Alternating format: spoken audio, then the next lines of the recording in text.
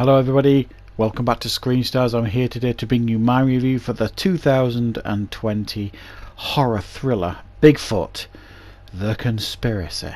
A film that is written and directed by Chris Simons, and it stars Jim Adams, David Baccara, Chris Burns, JC, Chris Carter, Jimmy Cheshire, Ricky Eubanks and Joshua Hare.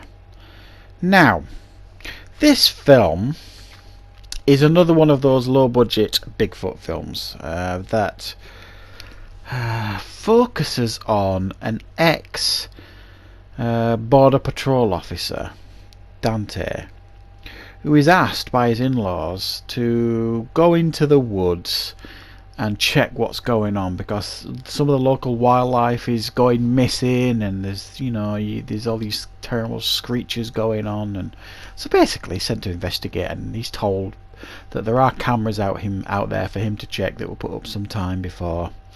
So he does that. However, running parallel to that is there has been a murder taking place in the woods that may or may not be Bigfoot related. The officials, government, police, I'm not really sure who they are there to investigate, and it all ties together with Bigfoot being in these woods, and there's some great conspiracy going on, and I say I give up.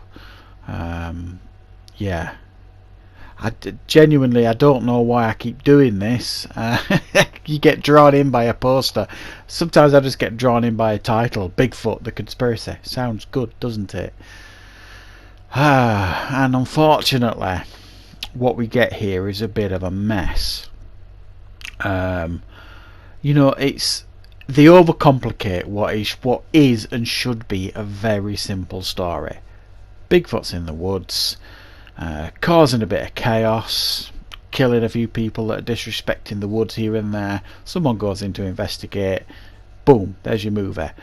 And then they decide to chuck all this other stuff at the movie, this conspiracy thing going on that supposedly the government are involved and they want Bigfoot to experiment and make weapons. And I know that I was the same watching it. It was just shaky head time. It turns into more about this conspiracy story than what you actually tuned in to watch the movie for, which was like Bigfoot, tearing limbs off and going bonkers and scaring the pants off people.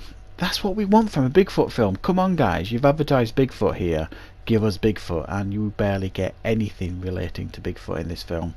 A couple of glances here and there, a couple of growls here and there. What we do see actually looked pretty good, and that's probably due to the lighting and things. You don't see much, but what you do see I thought looked pretty good, so it was a shame show us more of this. And that's not even touching on some of the worst parts of this film. Some the performances from some in this film weren't very good. The plot holes are literally perilous. They're everywhere, these plot holes in the film. There's a girl found dead in the woods, and then the agents investigating it, shall we say, are there looking at this body, and they spot a witness in the woods, and then one of them gets a phone call from their superior saying they want to interview this girl. But how did they know that girl was there? They just found her, they hadn't reported her in, and then one of them gets a phone call saying, I want to have a chat with her. It's that sort of level of detail that doesn't help low budget films.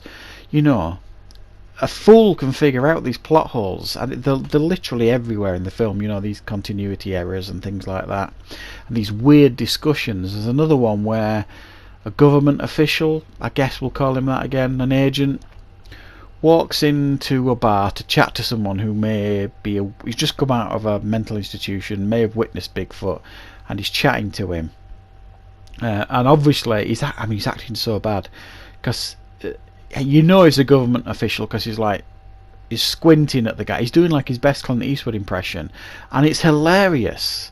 And then as he's leaving, the guy's interviewing says, if you do see it, Bigfoot, basically, he says, can you tell him I'm sorry? And at that point I spat out my drink. The dialogue is hilariously stupid, who thought up some of this dialogue. I mean, you'll be giggling out loud to yourself with some of the dialogue in this film.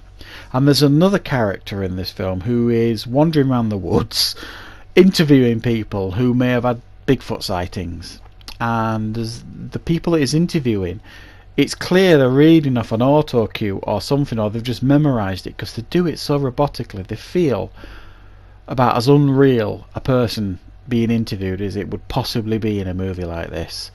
And that's another major problem with this film, you know what I mean? There's too many characters thrown in here. They overcomplicate, like I said, what is really should have been a very simple story. And if they'd have stuck to that simple story, you know, that people would have been fairly happy. You know, just give people what they want in a Bigfoot film. Don't overcomplicate it, and they massively overcomplicate it here. It's just jam-packed full of bizarre conversations, some pretty poor acting, some weird scenarios, plot holes, and a weird conspiracy that didn't belong in this film. And it's a really odd film, but trust me, don't watch this film thinking you're going to get lashings of Bigfoot, because you really aren't. You're going to get lashings of disappointment, is what I would suggest. It's a 3 out of 10 from me. Massively disappointing film, and definitely one to avoid. So thank you very much for watching, everybody. I hope you found this review useful. Don't forget, if you did find it useful, click the like button. If you're new to the channel, please subscribe, and of course I will be back with more content on Screen Stars very, very soon.